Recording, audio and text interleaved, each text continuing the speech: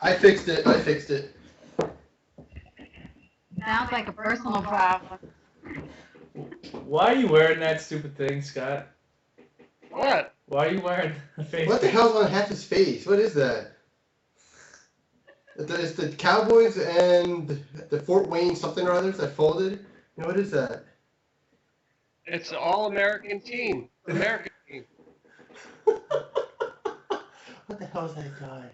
He looked like Glacier or somebody from wrestling. That too. Why are you? No, seriously. Why are you wearing that? Because I'm a superstar. Nah, seriously. There's got to be a gay reason. You know why he's wearing that? Because he had great. Who's that? Wow, look at what's going over his face. Hey, who's there? Yeah, who did that? It's Desi. I face painted him. It's Oh, hey, what's up, Des? flag. That's my girl, Des. That's your girl. That's right. The poor girl who's subjected to your drunken Yeah. escapade. Woman. Oh no, he did not just do that. Yeah, he did. He's a pig. That boy is a PIG pig. Pig with shoes. See if you can guess what I am now. I'm a zip.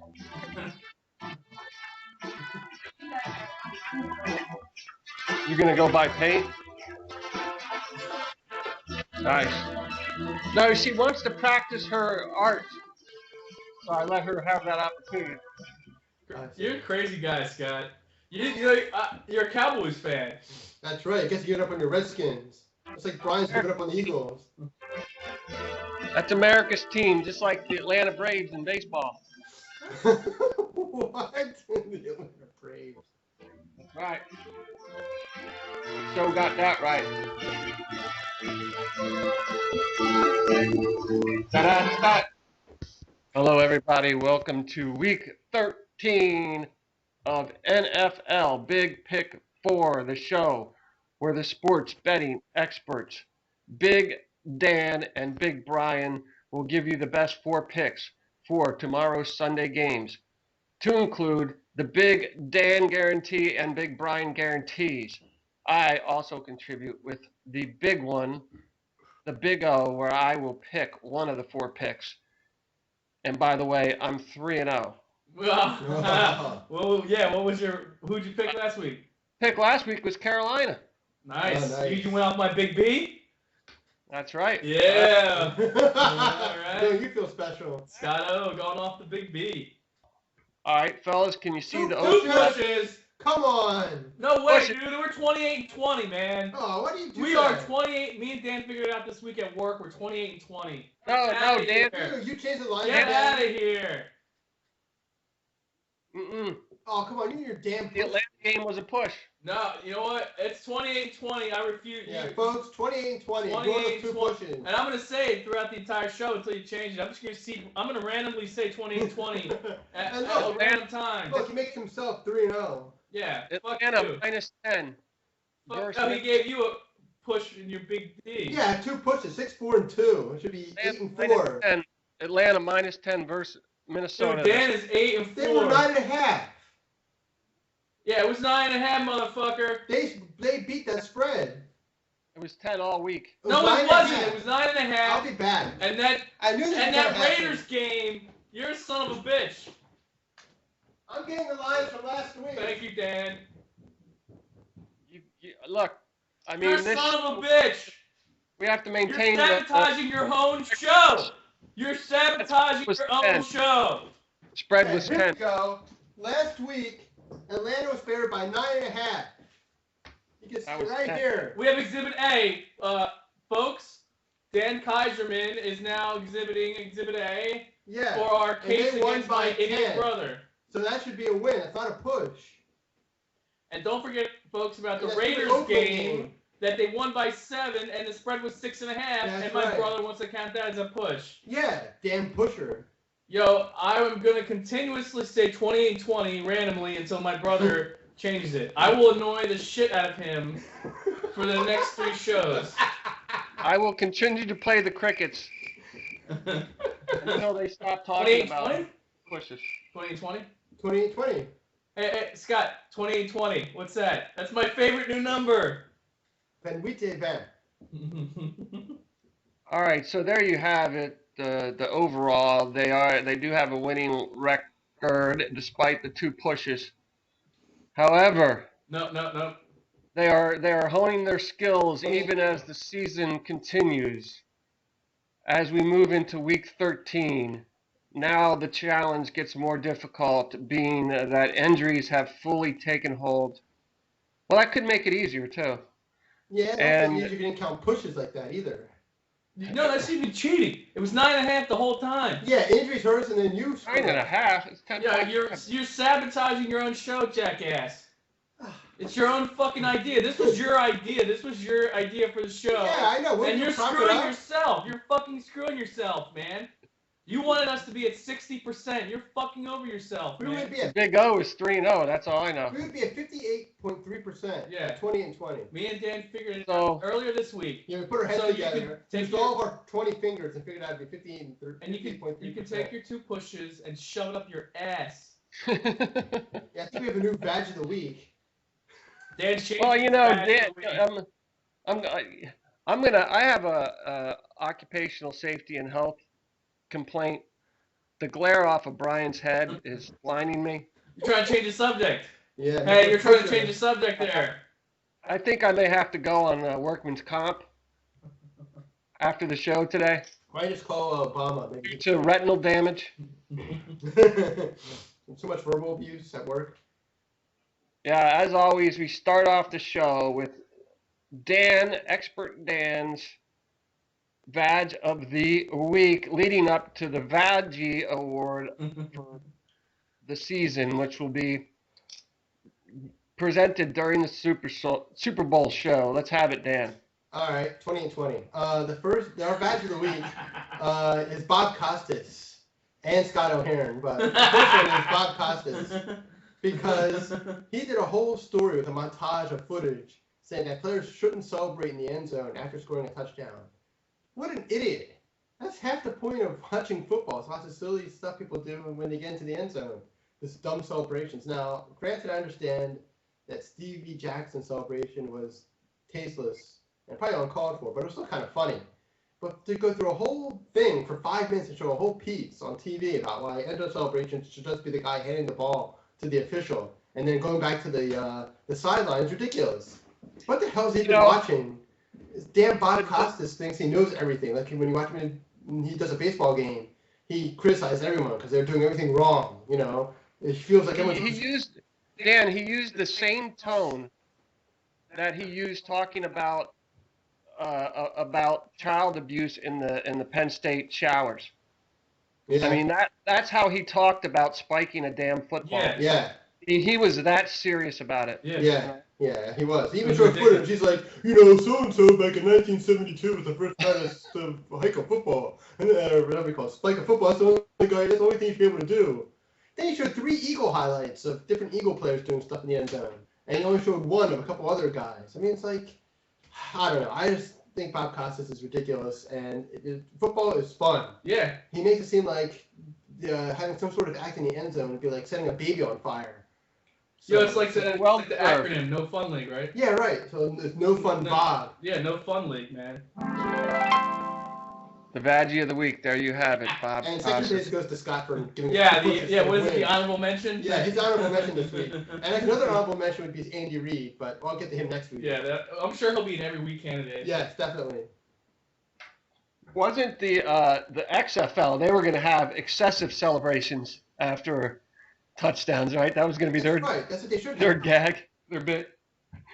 There was going to be like whole, what do you call it, like circuses, and that would take place in the end zone after every Right. touchdown. Fireworks and cheerleaders and dancing bears. That's what you need. You can't have this nonsense. They just hand the ball Fat to guys the on official. little bicycles. It's, I don't know. Bob Costas is a retard. All right, so let's have week 13, lucky 13, pick one. Big Danny. Okay. The first combined pick is 2020. is 2020 Atlanta at Houston. Atlanta's favored by 3 points because Houston is on their third-string quarterback because the first two guys are out with broken bones. They have the great unknown T.J. Yates as their quarterback. It's going to be a real problem for this team, I think. So I'm going with Atlanta. The Texans have the third best rush offense in the league, but Atlanta has the second best rush defense in the league. And I don't think Houston's going to be able to throw the ball effectively with a rookie quarterback who really looked kind of lost after the first drive last week against Houston. So I think Atlanta, as Brian will be able to confuse him with blitzes and whatnot. So for those reasons, I'm taking Atlanta. Also, Atlanta 6-1 their last against the spread in their last 7 December games. So that bodes well for them. But the main thing I see is strength against strength in this game. Atlanta's rush defense against Houston's rush offense. But Atlanta will be able to pack the box with 8 or 9 guys. And challenge Yates to beat him. Because Yates is unknown. And they probably think he can't beat them. So that's how Atlanta's going to do it this week. Excellent pick. Your first combined pick for week 1. Now, big Brian the Mick, combined pick number 2. All right, combined pick number 2. Me and Dan are gonna take the Jets -3 over Washington. Some of the notes that I have here. Basically, it's when I looked up the statistics, it's 2 bad offenses. I just think that the Redskins' offense is slightly worse than the Jets' offense. Redskins had Rex Grossman. I think he's a turnover machine. I think with the way that Rex Ryan likes to blitz and scheme, I think Rex Grossman's going to be confused. He's going to throw some interceptions. I also have that the Jets, for the first time this year, I was reading an article on Yahoo. This is the first time they're completely healthy going into this game. They don't have any major injuries. So they're completely healthy. And the Redskins, a big loss for the Redskins is Laron Landry, who I feel is one of the top 2 safeties. I think Laron Landry, 3, Polamalu and Ed Reed are the top 3 safeties in the league. And not having Laron Landry is a huge loss, especially when the Jets have Santonio Holmes. So basically, and I also put down here that the Redskins' strength on offense is throwing the ball. They're 30th, I think, in rush offense. 28-20. Yeah. 28-20, yeah. And the Jets defense is very good against the pass. They're 8th against the pass, and what the Redskins do well is pass. So I think the Jets are going to be able to negate what the Redskins do well in this game. And for all those reasons, I'm going to take the Jets -3 versus Washington. I'm just getting frustrated because 28-20. 2 weeks now we've been on the anti-Redskins love train, and neither has paid off. Yet we come in for a 3rd straight week.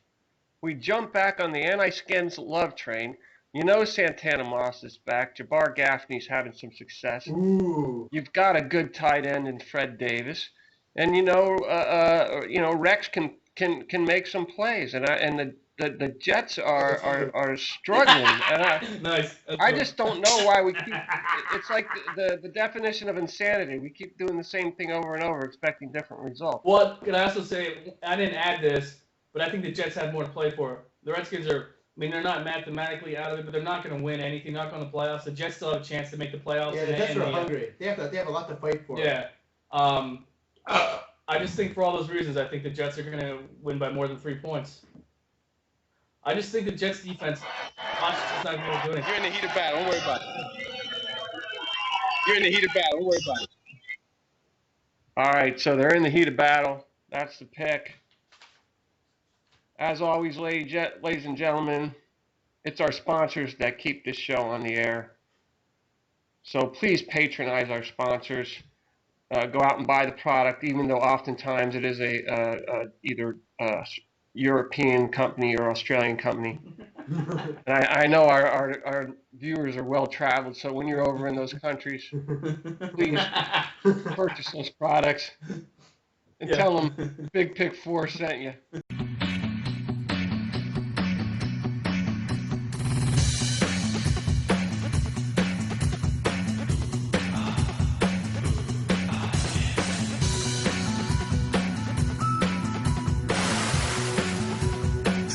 Beer XPS.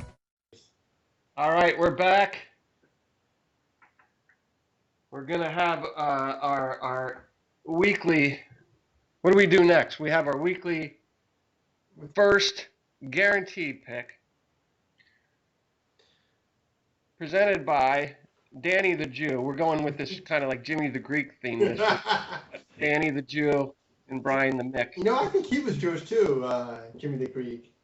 Anyway. Who was? Oh, he was Jewish too? I think he might have been, yeah. I No, don't know. he was born in 2820.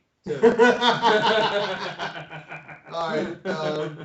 My big D guarantee this week is Pittsburgh 6.5 over Cincinnati. Pittsburgh's at home. Both teams are pretty even in terms of their offensive defensive numbers. Both teams have adequate offenses, and both teams have really good defenses. So I'm not really going to get into all that.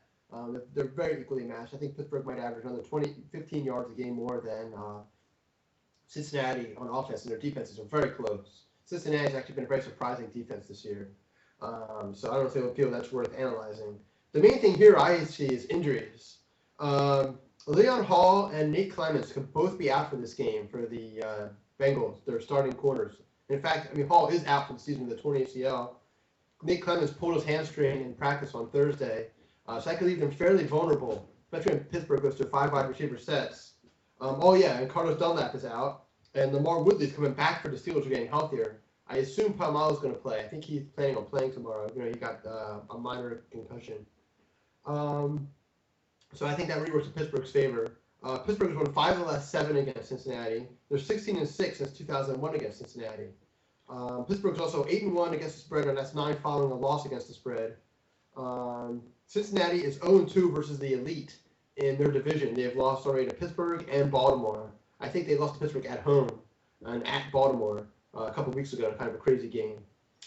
Pittsburgh's also 7-2 against the spread versus the AFC North in their last 9, and 6-2 at home. While Cincinnati's 2-8 against the spread in the last 10 versus Pittsburgh, and the favorite in the series is 7-2 against the spread in the last 9. So it seems like it really favors Pittsburgh here, especially with those injuries to the Cincinnati secondary. Even though Ben Roethlisberger, whatever the hell his name is, has that thumb problem, he hurt his arm in practice. He's good to go, and he should be able to rip them off because they're not going to have enough guys to cover their 5 wide receiver sets. So that was for Ben Roethlisberger. Oh, I see. So pick the Raper, and I'm going with Pittsburgh minus 6.5. Pick the Raper. Ben the Rapist. No. Okay, so there is your first guarantee for Week 13. Pick the Pittsburgh Steelers. 2020. It's going to be 28-20. Yeah, that's right. That's a cover, too. They win by 8.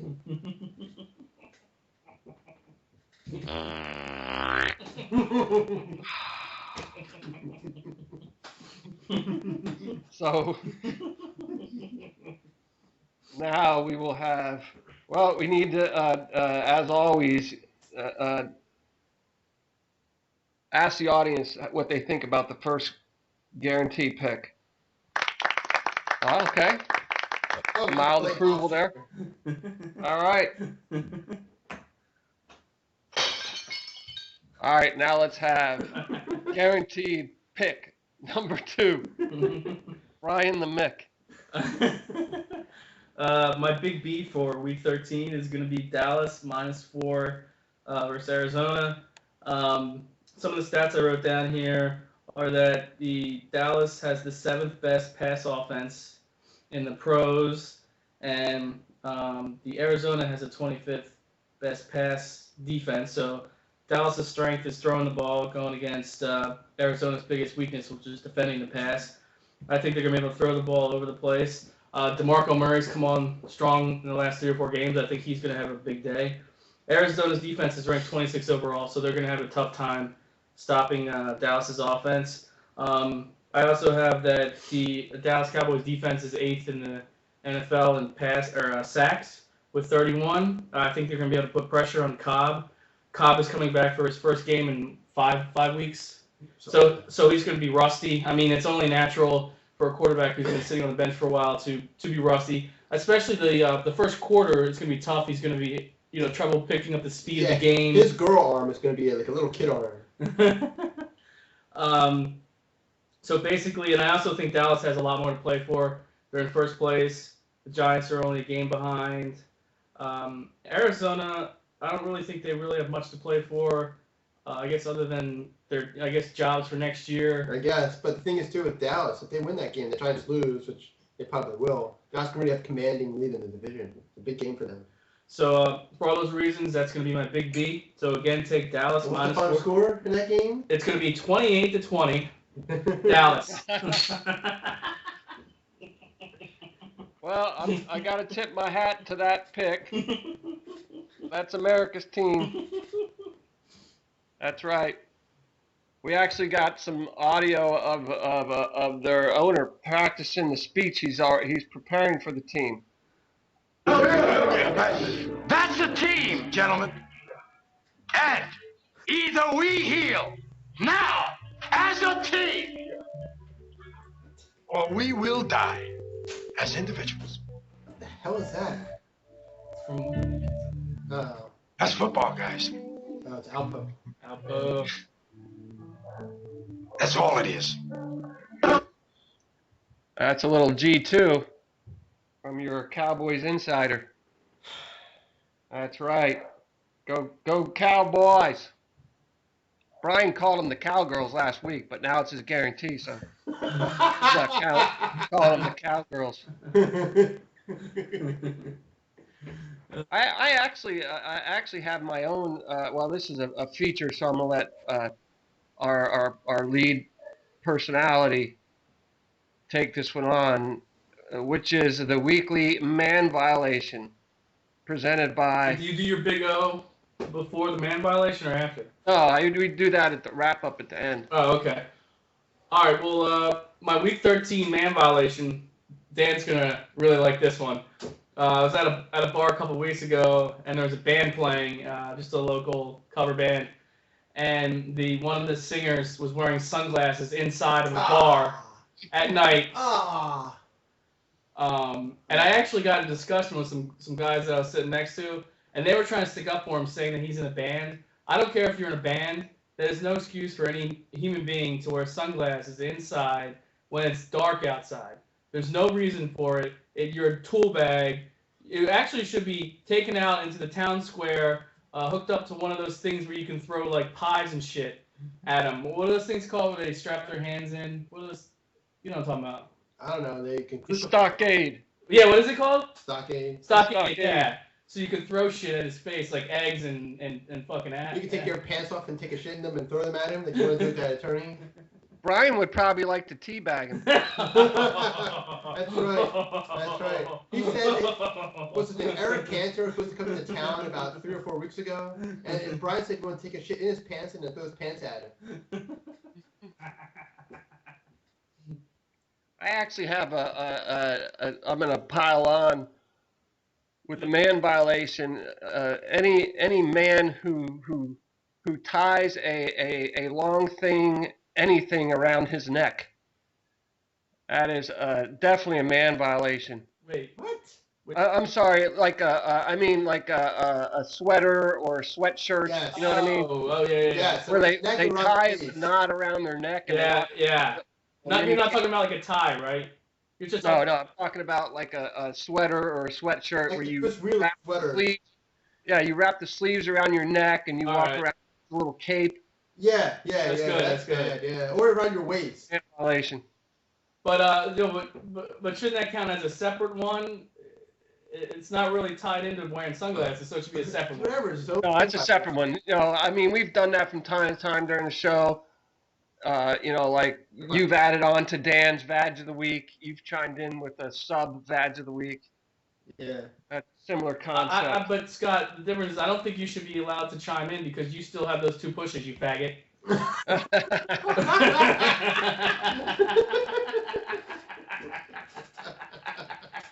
And he wants pushes too. I know, that's true.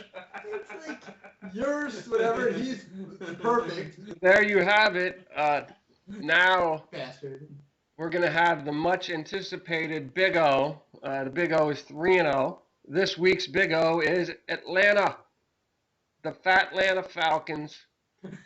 Look, I think Dan beat that horse to death with the third-string quarterback. But what he failed to mention is two feature backs. I mean, two feature wide receivers for Atlanta.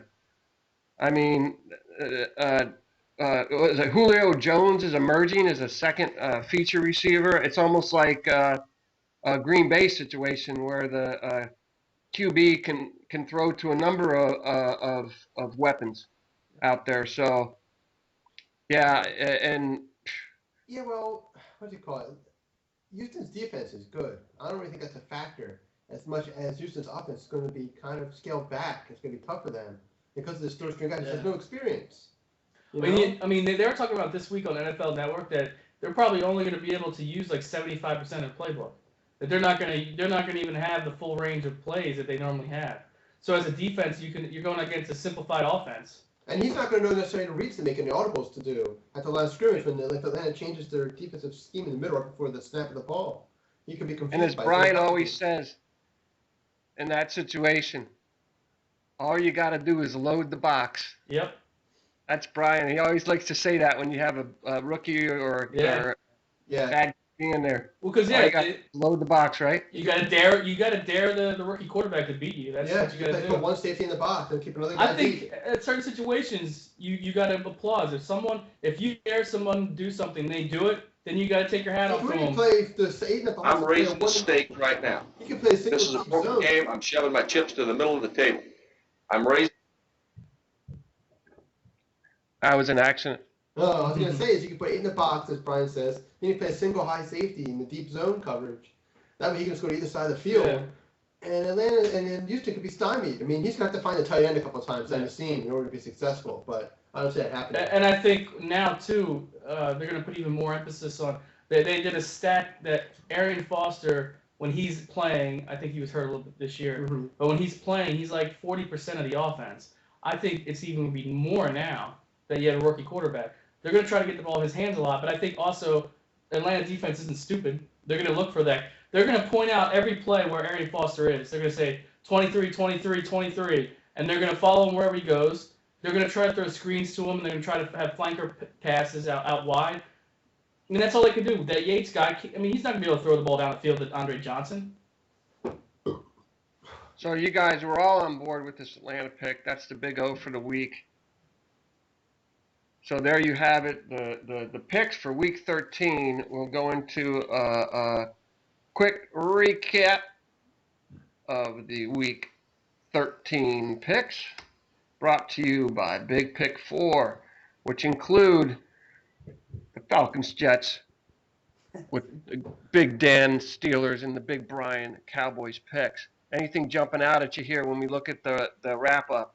3 out of 4 road teams. 3 road favorites. Well, and they're all favorites too, you know. And you're kind of not going for the big covers here at all. You're trying to squeak out the wins. The Big O is solid. The only pick that has me concerned is that Skins pick, because I just think that, how many weeks can you stay on that? No, it's because you live in Washington. You listen to their stupid radio all the time, and you get poisoned, and you start drinking from the Kool-Aid. Yeah, idiot. right. I mean, I only have to say, I should only be able to say one thing: Rex Grossman. That's it. That's all I should ever have to say. Or you could say 28-20. Yeah, 28-20. Hey, you know what though? Rex has kind of surged here at the end of the season. Oh, Scott, come on, dude. Yeah, Give it a rest. I mean, they're coming off a win. Rest. They're going to be at home, coming off a win on the They road. have nothing to play for, Scott. They have nothing to play for. Am I wrong? Are Skins home this weekend? Yeah. Or are They're home. Listen, Yeah, Darrell so they won Revis, on the road? Darrell Revis is going to take away Santana Moss. So there's your big Santana Moss. Oh, he's back. No, he's not. He's going to disappear to Revis Island. Oh, I hate that. Revis Island. Wait a minute. Where are you coming up with that Revis Island It's business? the last couple of years. Yeah, they've that's had his nickname. What? Revis Island? Oh no, that. Where's he coming up with that shit from? I don't know. NFL Network, ESPN. Because there's an island in the Caribbean called Nevis Island. So I guess they just changed to Revis, even though I think very few people would actually understand that reference. That's it. Thank you. All right, so there you have it. Your week 13 is in the books. You need to go out and place those bets and make some money.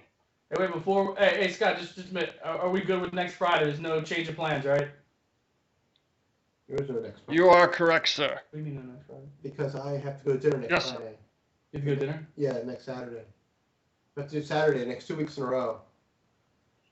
Wait, what do you got going on next week? Next week I'm going out for my birthday on next Friday. Oh, it's Dan's birthday on Friday, so. Yeah, then the Friday after that we have our office Christmas party.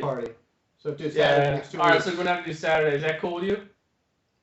So Dan's going to be out with strippers. That's right. Yeah. Dancing bears.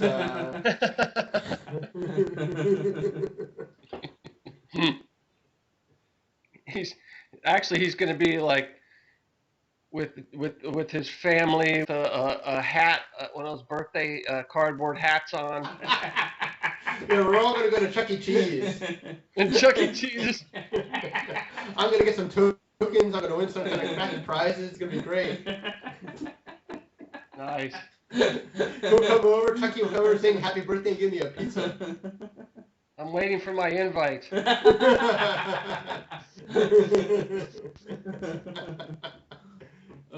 So as always, go out. How are you going to get the money this week? That's